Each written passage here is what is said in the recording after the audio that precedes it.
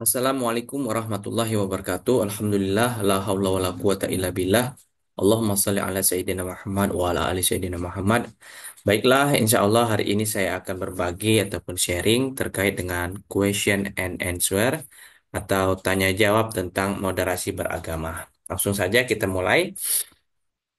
Yang pertama, terkait dengan pertanyaan yang paling sering dalam wawancara moderasi beragama. Yang pertama adalah, jika ada organisasi keagamaan dan organisasi masyarakat, mana yang kamu ikuti? Berikan alasan.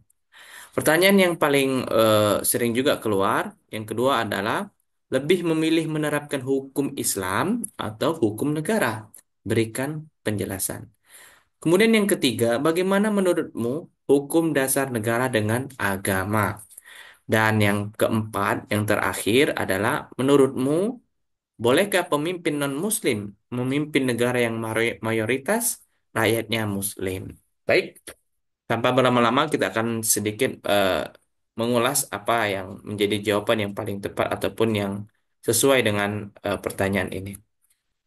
Yang pertama, yakni tentang pertanyaan, jika ya ada organisasi keagamaan dan organisasi masyarakat, mana yang kamu ikuti atau kamu pilih?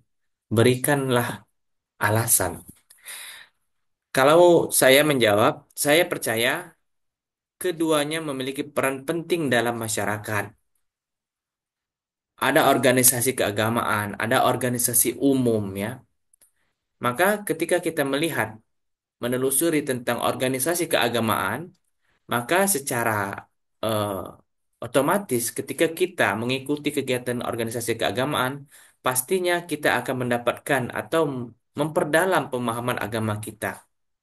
Tidak hanya mendapatkan ilmu manajemen organisasi saja, tapi juga kita mendapatkan ilmu pengetahuan tentang agama. Kemudian selain itu ya kita juga akan mendapatkan ilmu-ilmu yang lainnya seperti ilmu dalam ibadah ya. Akan tetapi kalau kita melihat ya, untuk masyarakat ataupun organisasi kemasyarakatan, kita tetap bisa ya berkontribusi dalam hal yang membantu kegiatan-kegiatan termasuk pembangunan masyarakat. Dan saya secara pribadi akan menjadi ya, orang yang memilih organisasi menjunjung nilai-nilai tinggi toleransi. Apapun organisasinya, mau kemasyarakatan maupun juga keagamaan. Jika harus memilih, ya, saya akan lebih aktif di organisasi masyarakat yang memiliki program yang selaras dengan nilai keagamaan seperti itu. Ormas masyarakat yang mana memang secara kegiatannya ya, programnya itu memang selaras dengan kegiatan ataupun nilai-nilai keagamaan. Sehingga bisa mengkombinasikan antara manajemen keorganisasian secara umum maupun keagamaan. Sehingga dua-duanya saya dapatkan, manajemen keorganisasian dan juga ilmu pengetahuan tentang keagamaan. Baik. Selanjutnya, pertanyaan yang sering keluar adalah pertanyaan yang kedua. Lebih memilih menerapkan hukum Islam atau hukum negara? Ini pertanyaan yang cukup sulit ya untuk memilihnya. Namun, saya akan coba menjawab. Hukum Islam dan hukum negara memiliki kedudukan yang berbeda namun saling melengkapi. Nah, ini kalau kita lihat tidak bisa dilepaskan ya, atau tidak bisa dipilih sebenarnya, karena semuanya saling melengkapi. Ibaratkan kita memakai sepatu, tidak mungkin memakai sepatu yang kanan saja, tapi juga akan lebih sempurna dengan menggunakan sepatu bagian kiri. Maka, hukum Islam menjadi pedoman hidup bagi umat Islam dalam berbagai aspek seluruh kehidupannya. Sedangkan hukum negara mengatur tatanan kehidupan bermasyarakat secara umum. Tidak hanya agama Islam saja, tapi juga agama-agama yang lainnya. Maka idealnya keduanya dapat berjalan beriringan tanpa saling bertentangan atau bersinggungan. Dalam konteks negara yang plural, maksudnya adalah beraneka ragam, ya, multikultural, ya, penting untuk menjaga harmonis yang menerapkan prinsip-prinsip keadilan bagi seluruh warga negara. Saya percaya bahwa pada pentingnya interpretasi hukum Islam yang kontekstual dan tidak kaku, sehingga dapat mengakomodasi dinamika masyarakat modern. Artinya apa? Saya tetap memilih dua-duanya ya. Menjalankan sebagai warga negara yang baik, menjalankan hukum negara dengan sebaik-baiknya. Sebagai hamba Allah yang beriman, yang memiliki keyakinan, maka kita juga wajib menjalankan perintah-perintah tersebut. Insya Allah, perintah-perintah semuanya yang baik dari agama maupun negara semuanya menuju kepada kebaikan. Maka kita harus melaksanakan keduanya tersebut. Selanjutnya, pertanyaan yang sering keluar adalah bagaimana menurut Anda hukum dasar negara dengan hukum agama? Ya, ini hampir mirip dengan pertanyaan sebelumnya. Kita ketahui bahwasanya hukum dasar negara Republik Indonesia adalah termaktub di dalam Undang-Undang Dasar 1945, menjamin kebebasan beragama dan juga kepercayaan bagi seluruh warga negara Indonesia. Namun demikian, agama juga memiliki peran penting yang sangat signifikan dalam membentuk karakter bangsa dan nilai-nilai luhur. Namun, negara harus tetap menjaga netralitas agama dan tidak memihak agama tertentu. Karena kita tahu bahwa Indonesia didirikan oleh berbagai tokoh-tokoh agama.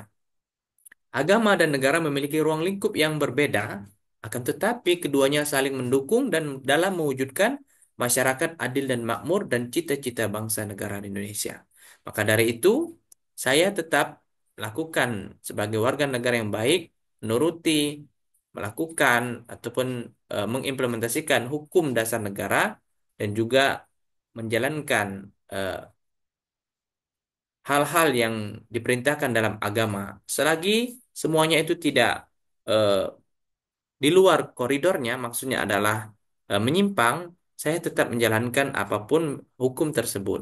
Tetapi sebaliknya ya, akan ada eh, ke depannya ada kerusuhan, kericuhan atau eh, kelalaian yang lainnya dalam menjalankan agama, saya akan mencoba untuk meninjau ulang apakah betul ataukah tepat yang saya lakukan ini. Maka dari itu, tentu saya akan sebagai warga yang baik dan juga sebagai eh, orang yang berkepercayaan harus melihat sesuai dengan aturan yang berlaku di negara Republik Indonesia.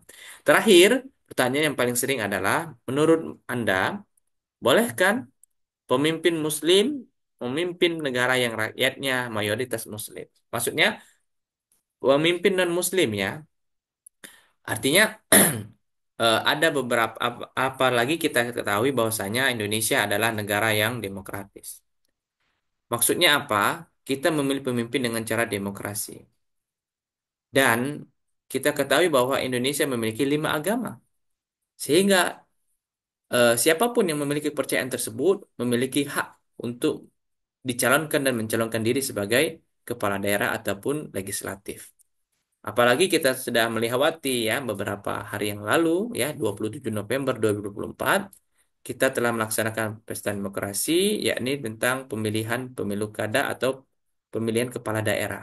Dan di tanggal 14 Februari yang lalu kita memilih eh, presiden dan juga eh, anggota legislatif. Artinya apa?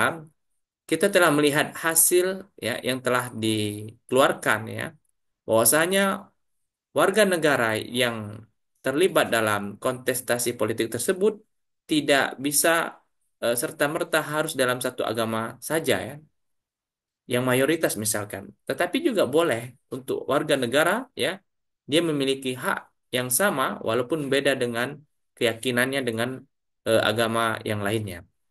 Maka dia berhak untuk dicalonkan dan mencalonkan diri. Asalkan apa? Dia memiliki ya ataupun memenuhi persyaratan yang telah ditetapkan oleh undang-undang secara kepemimpinan, secara pengalaman dan semuanya itu bisa membuat seseorang bisa dipilih bukan karena agamanya tetapi juga karena eh, skill ataupun eh, kepribadian bahkan kepemimpinan yang telah dia lakukan. Maka dari itu, seseorang dapat memimpin suatu negara, suatu daerah, ya, baik itu level provinsi ataupun kabupaten kota, tanpa memandang agamanya, tanpa memandang sukunya ataupun rasnya. Maka kepemimpinan yang baik akan mampu mempersatukan seluruh rakyat termasuk umat Islam pun termasuk di dalamnya dalam membangun negara yang kita cinta ini, Republik Indonesia. Mungkin itu saya yang dapat saya sampaikan. Terima kasih atas perhatiannya. Saya akhiri, wallahu muwaffiq ila aqwamit thoriq. Wassalamualaikum warahmatullahi wabarakatuh.